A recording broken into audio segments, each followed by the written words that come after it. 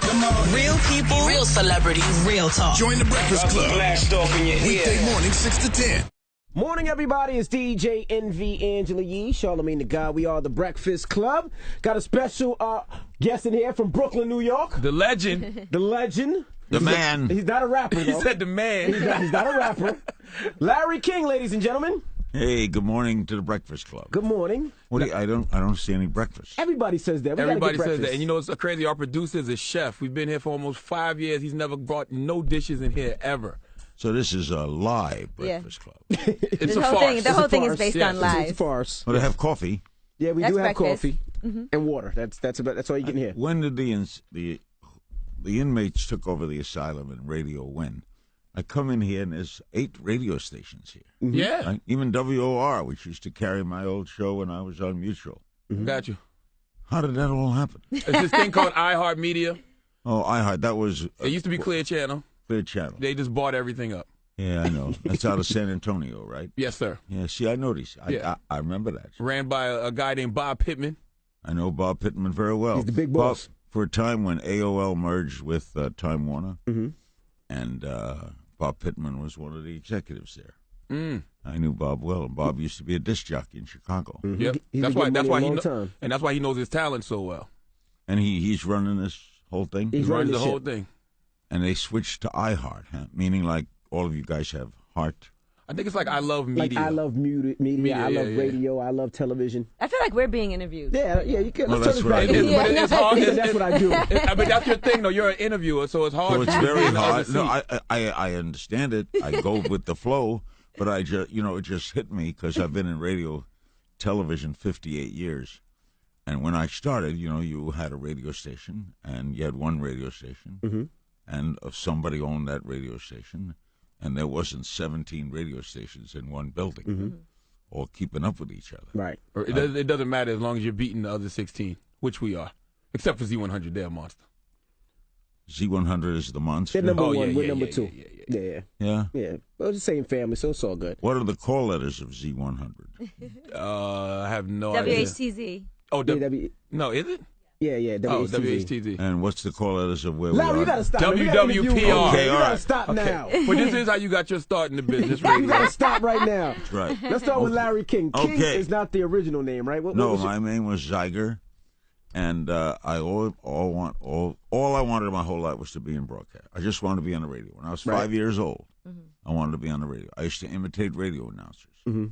I would listen to shows like Suspense and The Shadow, and then I would pretend I was an announcer. And then I'd get odd jobs. I didn't go to college, and I got out of high school. My father died when I was 9. So I got a bunch of odd jobs here in New York. Grew up in Brooklyn. Went to Dodger games and lived my life and worked for United Parcel Service, Hearns Department Store. And Let me tell always, the young bucks, when you were growing up in Brooklyn, the Dodgers played in Yeah, Brooklyn. the Brooklyn not Dodgers. in L.A., right? This guy named Jackie Robinson, you may be familiar so with. kids I was don't at know. his first game. Wow. And I interviewed him twice. Really? Interviewed him once in 1960 and then once about 3 months before he died. How did you feel at his first game? Were you one of those people that were against it? Oh, what are you kidding? Against it. We were all for it in Brooklyn. We loved him. Got you. Oh, yeah. And the movie 42 accurately portrayed that, too. Really? Yeah, I was sitting up there in the bleachers. But anyway, so I knocked around a whole bunch of odd jobs, and somebody suggested I go down to Miami. And Never I a bad idea. knocked on doors, and a small station there hired me. And I got my first job. It was May 1st, 1957. And I was about to go on the air, and the guy said, well, what name are you going to use? And I said, well, my name is Larry Zeiger. He said, no, that won't go, because people won't know how to spell it, and a little ethnic. Figure it out, a little ethnic. Right. So Why not Larry Z? Larry Z, that would be now. Okay. Larry the Z. Okay. But he had an ad open in the Miami Herald for King's Wholesale Liquors. And he said, why not Larry King? And I said, Better than Larry Liquor. You could have been Okay. Larry Liquor. That'd Yeah. have been hot. If he was Larry doing like Wholesale. porn radio. Yeah, could you imagine if it was BJ's, it'd be Larry BJ, anything. anyways, Larry King. Okay. And so I sat in the studio, and I had Les Elgart Swinging Down the Lane was my theme song. I was so nervous, man. Because remember, this is my lifetime wish. Right. I'm 22 years old, and since 5, I wanted to be on the radio. Right. And now here's my big chance. $50 a week, I was on from 9 to 12, and I did sports and news. You did everything then. Mm-hmm. Small station. And the music started to play, and I faded the record, Mm-hmm. and nothing came out. Oh. And I brought the record back up, and nothing came out. Stage fright? I was scared to death. Mm-hmm. Oh, man. And the general manager kicked open the door to the studio, Mm-hmm. and he said, "Damn it, this is a communications business. Communicate." So he shut the door, and I did something then that I would do today. I was just honest. Mm-hmm. And I turned the record down, and I said, "Good morning, my name is Larry King." That's the first time I've ever said that. I've just been given that name. And this is my first day on the air, and I'm scared to death. And I wanted this all my life. I told the audience the truth. Mm-hmm. And you can never go wrong when you tell the truth. Never. Absolutely. So for 3 hours that morning, if I miscued a record or I goofed up on a commercial, they're saying it's his first day. Right. So they were in my corner Gotcha. by taking them into my corner. I was never nervous again. 58 years later, I've done comedy, I've done on stage, I've done stand-up, I've done interviews, I'm seen around the world, I've done radio, television, podcasts, FM, news, everything. Right. I've never been nervous since that first day because I learned something that first day. Mm. There's no secret. There's no secret. Just be yourself. Be yourself. If it works, it works. You can't make the audience. If the audience listening now didn't like the Breakfast Club, there's nothing you can do to make them like it. Right. I agree. I totally agree with that. All you can do is be yourself. Be If yourself. it works, it works. It ain't brain surgery. Not at all. Do you ever feel like when you interview somebody, they're lying to you? Can you tell? Sometimes you think that, but all you can do is all you can do. You try your best. You ask the best questions you can think of. You follow up. You listen to the answers. You don't know every secret in the world. You can't know every, If people were in a building talking about something, I wasn't in the building. If they're telling me what they said, if I have facts to refute it, I try to bring that up. But, hey, I've been doing this a long time. I've interviewed people like Malcolm X. Malcolm X, Martin Luther King, Nelson Mandela, Frank Sinatra, 7 presidents, world leaders. I've done speaking tours in South Africa and Moscow. And Who was your favorite? Who was your favorite interview? boy, I can't pick out one. Sinatra maybe because he was hard to get, and he didn't do interviews, and Jackie Gleason got him for me, and that was like a big thrill. But I never had a favorite. I have so many, I've done 60,000 interviews. Wow. So I'm just happy to learn things. Malcolm X was one of my favorites. Mandela was just a great guy. When I was in South Africa, I went to his house, and he wore suspenders in my honor. 'Cause I have suspenders on now, but I'm freezing to death. So I'm wearing a sweater. What's going on here? It's freezing, but you said In here in particular? In the city. Oh, in New York. Not yeah. in here. Why are you wrapped up? I'm always cold in here. I think it's freezing. I read that you want to freeze your body when you die.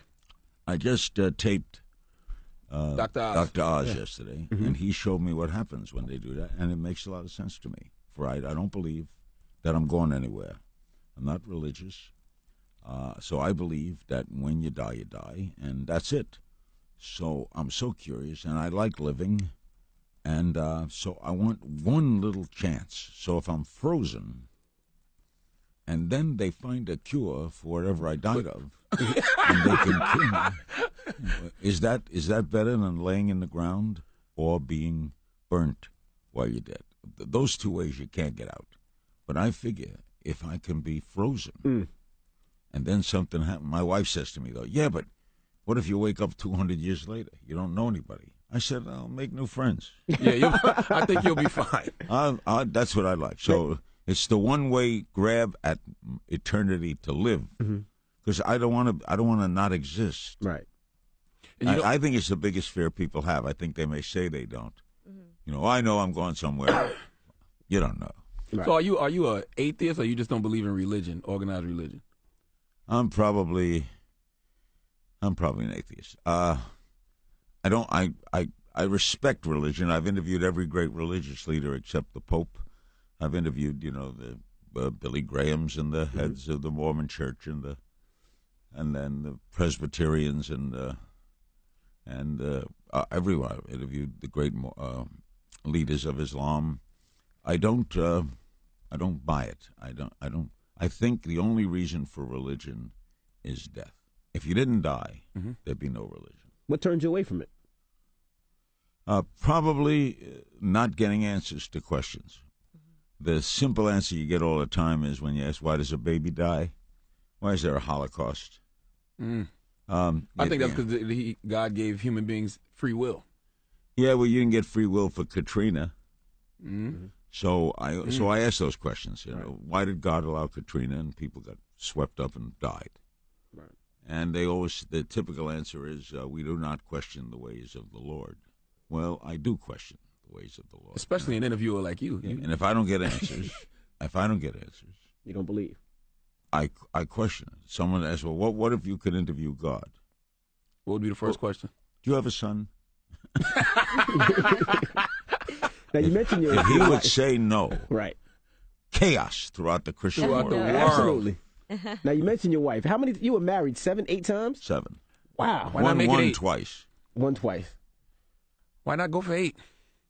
He's married Well, now, Solomon. I'm married 18 years now. I've got my wife's much younger. We have 2 young boys, 15 and 14.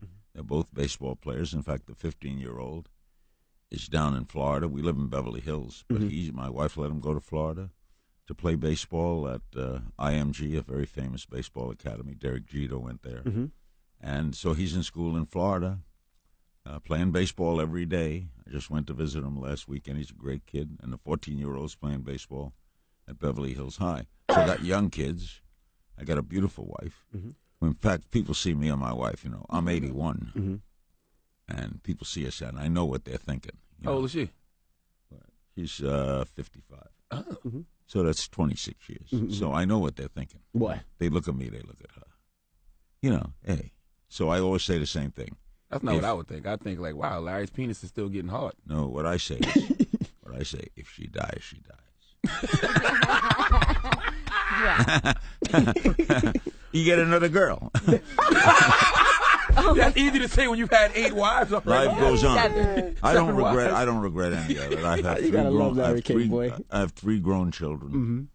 I've had a hell of a life, man. I mean, from the little 5-year-old kid in Brooklyn who wanted to be on the radio, to be seen all over the world, to get a lifetime achievement from the Emmys, Peabody Awards. Peabody Award. I can't. I pinch myself every day. I consider a lot of it lucky. I mean, you have to be good. I know I'm good at what I do, but there's luck involved too. When did you realize you were a good interviewer? Well, when I started, I was doing a show at a restaurant in Miami Beach. I was 23, and Bobby Darin, great Bobby Darin, walked in, and then Jimmy Hoffa came in, and I didn't prepare for them because I didn't know they were coming. Right. And I got to love that. I got to love asking questions. But if I look back long enough, I was asking questions when I was 9 years old. I'd get on a bus and, why do you want to drive a bus? I'd say to the bus driver, what do you get out of driving a bus? When my friends and I would go to ball games, they wanted autographs. I never wanted autographs. I used to wait outside locker rooms and ask questions. I'd run down the street. Why'd you bunt? Why'd you do that in the third inning? What made you take that shot? So I naturally went into it. As we started here today, I started by asking, what is it, so many radio Right, stations? absolutely. What do you do? Why do you call yourself the Breakfast Club? There's no breakfast. Those are things that are constantly on my mind.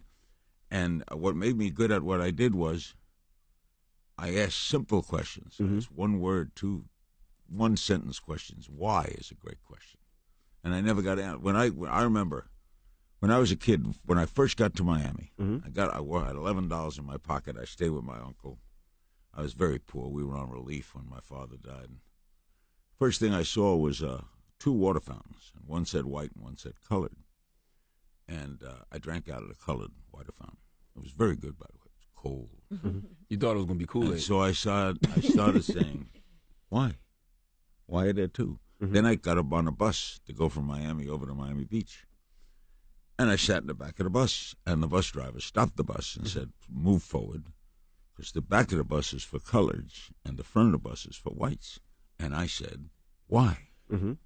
And I still have never got an answer to that question, because why should pigment mean anything? Right. So I never got an answer. You asked me that when I was on your show, Larry King Now. You was like, why do people hate on other people for the color of their skin? I'm like, I really don't know. I don't know what. So all prejudice. Right. I don't know why I'm heterosexual. For example, I like women, but I don't know why I like women. I didn't choose it. In other words, I didn't get up one day at age 11 and say, I think I like women. Mm-hmm. So why would someone get up one day and say, I think I like men, right? Mm-hmm. You don't know why. It's probably a gene. It's probably something. No one knows why they are what they are. So why be against it? Why, you know what I'm saying? Why Yeah, be prejudiced why be towards against someone? it Right. if you don't know why? I mean, and also, as Ross Perot told me, the South was economically stupid. I mean, they'd build a building, and they'd have to build 2 bathrooms for men instead of 1. I mean, but idiotic. They would deflate. If they didn't educate their black citizens, how could they expect them to thrive economically? So that's why your lowest economic states are the Mississippis and Alabamas, Right. because they didn't bring. So you lose. Segregation is idiotic financially. Forget morally. It's idiotic financially. Right. It's idiotic. Put it like that. Absolutely And, right. and you actually marched. You marched in Miami. I did, So we- the beaches could be We segregated. integrated the beaches, Did you and say? Integrated. I mean, I was like, yeah. what? Integrated. So black people could be on the beach. Black people couldn't be on the beach. Do you know how That's bad it was? crazy. I mean, this is in our lifetime. In 1963, 63, that ain't that long ago. If Sammy Davis swam in a pool in Las Vegas where he was entertaining, they emptied the pool and refilled it. Wow. Sammy Davis, as loved as he was at the time. They emptied the pool. That's crazy. Could you? I mean, it's hard to believe that. Harry Belafonte integrated the Hilton Hotel in Miami Beach in 1965. And what they used to do in Miami Beach, where I lived, the black entertainers would play on Miami Beach, and then they would be put in a very nice hotel in the black area in Miami. And Harry Belafonte, who I love to this day, I was there when he was checking in. He was going to open that night. And they said, Mr. Belafonte, we're glad to have you, and 2 shows, and you can rehearse, and your hotel is across the bay on the other side. And he said, why? He said, well, that's where our Negro entertainers stay. And he says, where I play is where I stay. And they checked him in. And then he said, and my troupe also has to stay where we play. And he had 12 black singers behind him, and they integrated that hotel. How long did it take y'all to get the beaches integrated after the march? Oh, he hit that quickly. Once, it happened. So look how fast. Once you start a movement, you can't stop a movement. Right. Once, I knew Martin Luther King very well. He was so spot on. Once you start to show people, when television did it, when I could put you on television and show a black man merely walking across a bridge, and they hit him over the head, the average guy looking at that and the children, why? Back to that old why. You don't get an answer. There is no answer. It's just stupid. Right. So the more you see that, and then now you have gay marriage, because people start to say, it ain't my business. It ain't, what do you care? What do I care? Everybody should be allowed to get married and be miserable. He's Now, can I stupid. ask your opinion on something that's happening now with Brian Williams? I feel so sorry about that. I like Brian, and I don't know what it is. Why people do things for self-aggrandizement, Did Brian Williams have to say he was in a helicopter? No, not at at all. all. He don't have to be in the action. I don't turn on the news to I hear don't you know. be a part of the I don't action. know what that means. Yeah, me neither. But And he's that's been what- suspended, and I know it'd be hard for him to come back. The hard part will be it'll fade for a while, but once he comes back, he'll start talking about it again. And if he has to do a story on a helicopter mission, Nobody's ever we're gonna going to laugh. Or if he has to do a story, he's got to interview a politician who got caught in a lie. He's going to be in a tough spot. Oh yeah, the politician be like, don't question me about lying, Brian. That's right. well, maybe he should just come out and be honest about it and say why. Is that a Yeah, good but he move? may not know his own. I don't think why. he knows why either. I think he just Sometimes did it just dumb. people are. Nobody's perfect, and everybody has done things. Everybody has something in the closet that there's something about you that you wouldn't want known. I think I know. Uh-oh. Come on, Mr. King. Tell us. Just tell us.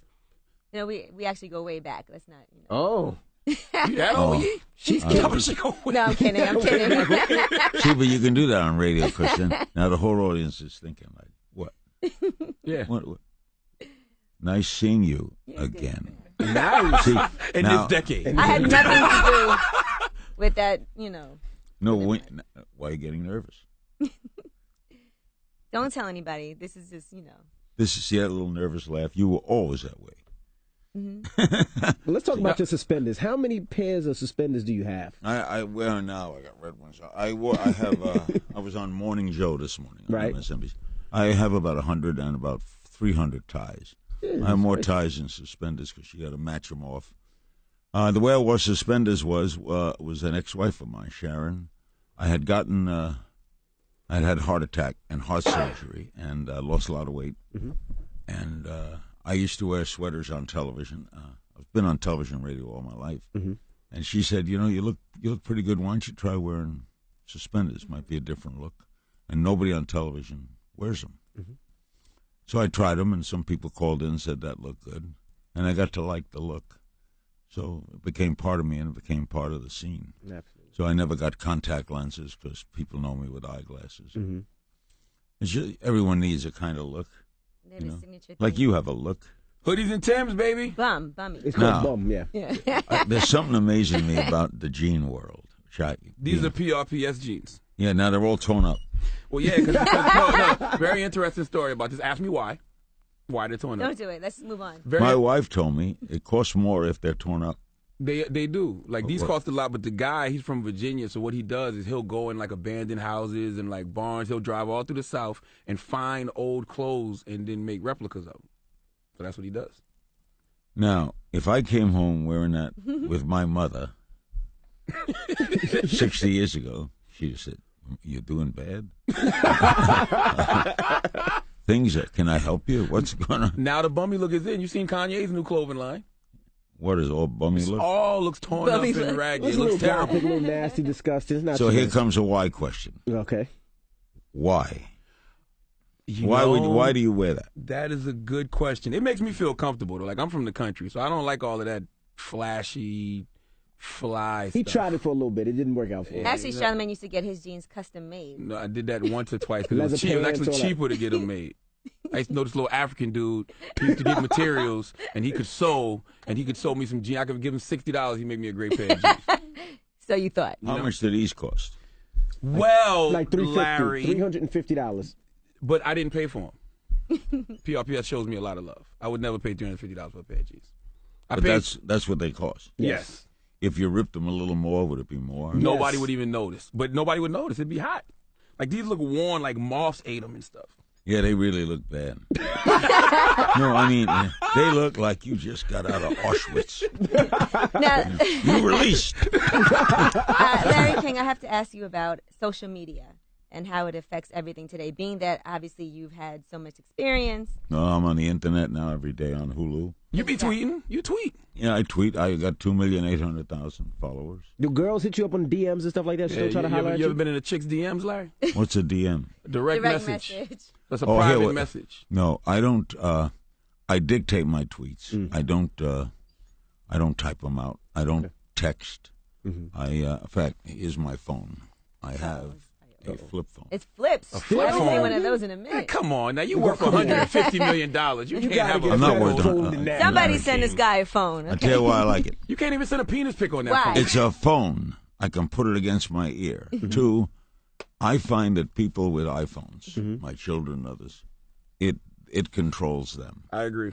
And I was a smoker. I wound up having a heart attack. And when I look back, the cigarette controlled me.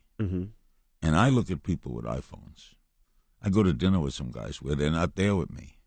They're looking at their iPhones. That's all me the and all time. my friends. Oh, you got to do the trick. The trick is you make everybody put their iPhones in the middle of the table, and whoever reaches for their phone first has to pay for the whole bill. Oh, I see. I don't need. Why do you need that kind of? So I guess I can always get the news. I can always get scores. I don't. I like to communicate verbally. Maybe because that's the way I was raised and been doing it all my life. Text is a cop out to me. I can see you're in an emergency situation, but why text when you can call? Absolutely. But do you think for journalism that Twitter, Instagram, Facebook, all of those things, do you think that helps or hurts? It's what both. It's both. For example, if you never invented an airplane, you'd have never had an airplane crash, right? So all advances bring some detractors. One of the problems when you have all this 500 television stations is instead of getting it right, you want to get it on quick. Right. So you have a lot of misinformation. So a lot of wrong things go out on Twitter. A lot of lies go out. A lot of misinformation. That's the bad. The good is you learn a lot in a lot of places. But don't you think social media like makes the court of public opinion more deadly because the lies Oh, can yeah. spread so fast? And it goes so Like, fast. look at the Bill Cosby situation. Yeah. Like they even used one of your old viral clips where Bill The Cosby Spanish fly made the clip. joke about Spanish fly. Yeah. And now they're like, see, this shows he's guilty. Yeah, but we didn't know it then. Right. But you're right. If you make a mistake today, it's around the world. Absolutely. But if something big happened right now, the whole world knows it in the next minute. Absolutely. And that's social media. It's a moot to even talk about it because you can't stop it. Every advance keeps going. I mean, that's the problem with terrorism. Someone somewhere in this world is working on a miniature bomb that he can get through an airport. Right?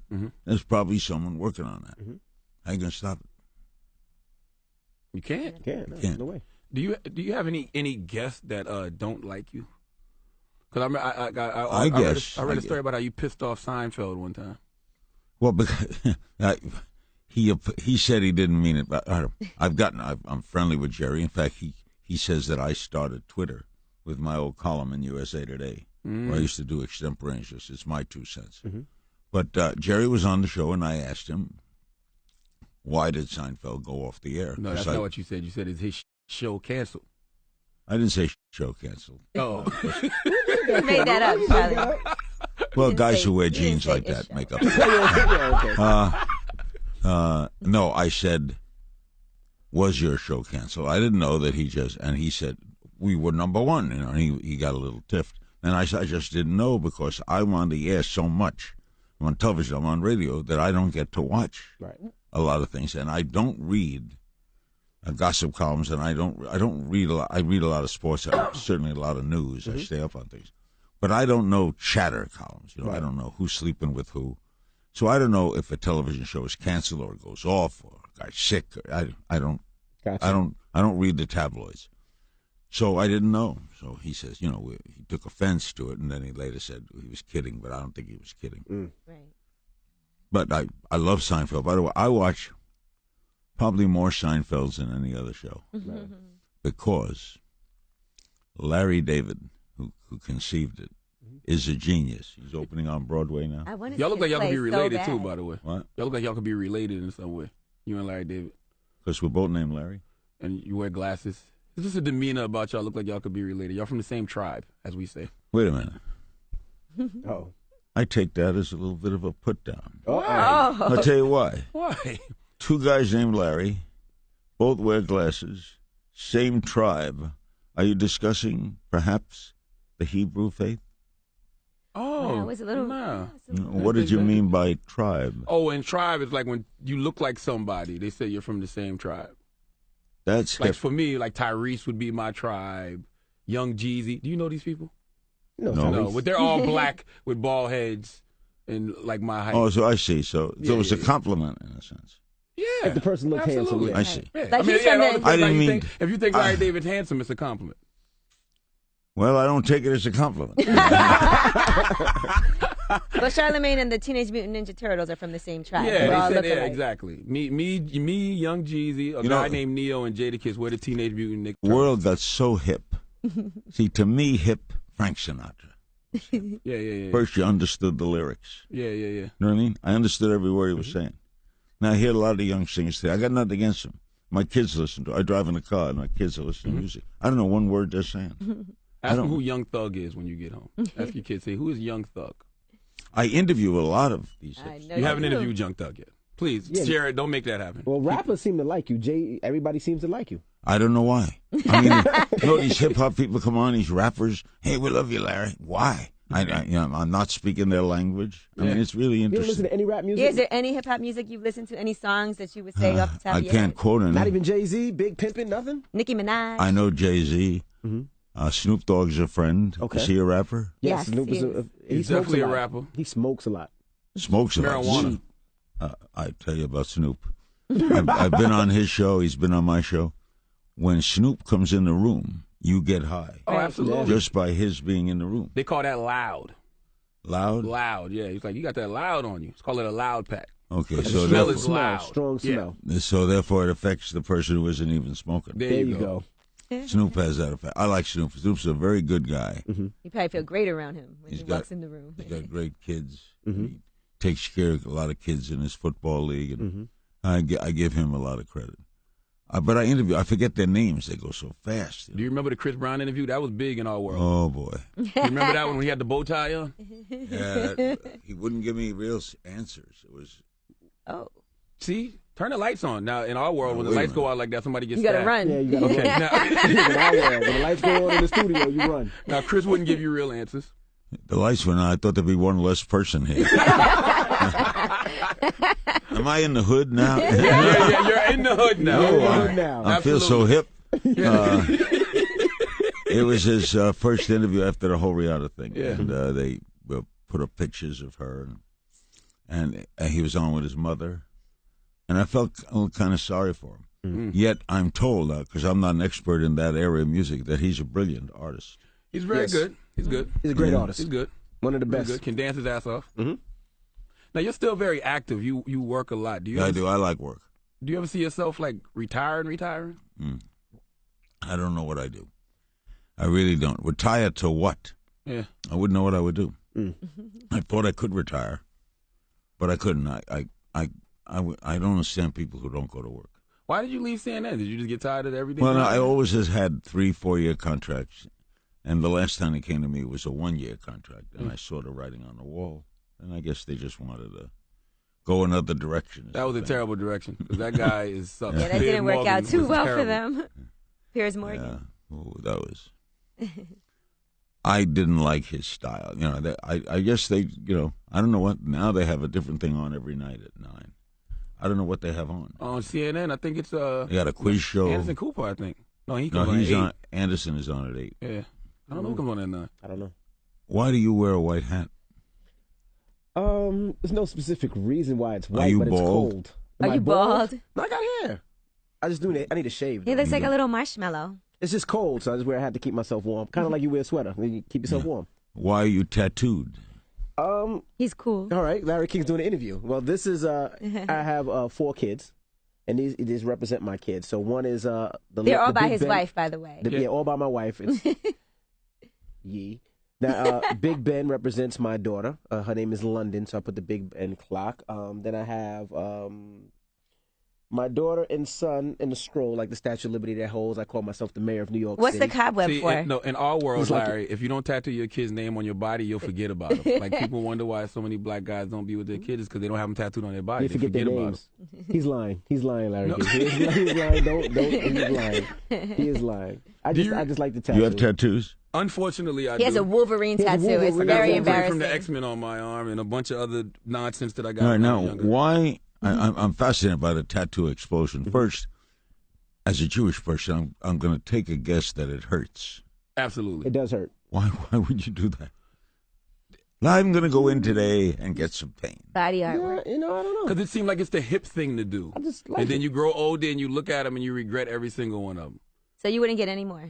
I mean, I want to get these covered up because I don't want to get them removed because it might leave scars. So you wouldn't get more to cover the ones. Yeah, I'm going to just get some good art on And that's my what body. happened too. When I was in college, I got an ugly tattoo, and then you want to cover it and make it look better. How do you cover it? Well, you have to put A different more ink on tattoo top of over it. it? Like this was ugly angels here, and then it had a stupid saying here, so they have to. What was the saying? I'm just curious. It was actually envy, but it was done in a horrible way. It was just nasty and disgusting, stupid. What does it cost to get a tattoo? Back then it was like $100. Now it can go anywhere from $800 to $1,000. But Larry and I don't have any tattoos. How do you know Larry ain't got a tattoo? Larry ain't got a Are tattoo. you kidding? Oh, He's just making sure. Jewish. If you get a tattoo, you can't be buried in In a Jewish cemetery. Yeah. I don't know the reason for that either. I want to be frozen. You told us. Yeah. Now, were you So- arrested for grand larceny in 1991?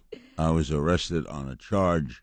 It all involved the Jim Garrison New Orleans case and the killing of John Kennedy. And that wasn't 91. Hell, though. Right? It wasn't 91, it was 71. Yeah. Envy. And the case was thrown out of court. We borrowed money from a guy who was financing Jim Garrison's look into the Kennedy assassination. And then we couldn't reach him, and I had to pay taxes, so I said, can I give it to you the next time? And he said, okay, and then it didn't work out, and he didn't get it. So they said, when they loaned me money, they said I took the money. Yeesh. But they threw it out of court. Good. But it went away. You know, I always wondered, because you said you want to be frozen, and you made the joke about your 200 years later, if you woke up, you'd make new friends. And, like, my grandmother was, like, the oldest of all her brothers and sisters, and she outlived, like, her mom and her father, everybody, all her, her brothers, sisters, everybody. So how does it feel to, like, outlive people you've interviewed and things like that? It's weird. Yeah. Yeah, and the Sinatra said to me once, the toughest part of aging is your friends die. So far, I've been a little lucky. My best friend's wife died. But I have 6 friends, all of whom are around my age, is still living. Good. And we grew up together. Oh, that's great. So I count that, lucky, because you hate to bury your friends. Anybody, right? Part your friends, because that's a sad thing to think. But I think about dying. I worry about it because you can't do anything about it. Can't do anything about it. But then you also appreciate what a great life you've had. Yeah, I know, but that doesn't work Yeah, all the time. doesn't. Yeah. How do you want to be remembered? Because you've been on air when so many great people have died, and you see how the world stops in the memorials. I think I want to be remembered as someone who informed that I made the world a little bit better by learning a lot of things about a lot of people, and I made people laugh, and I communicated well. And I know that when you communicate on a daily basis, like people listening to the show, if you guys are on for a long time, how long has the show been on? It'll be 5 years. 5 this year. years. Let's say you go on, you're on 10 years.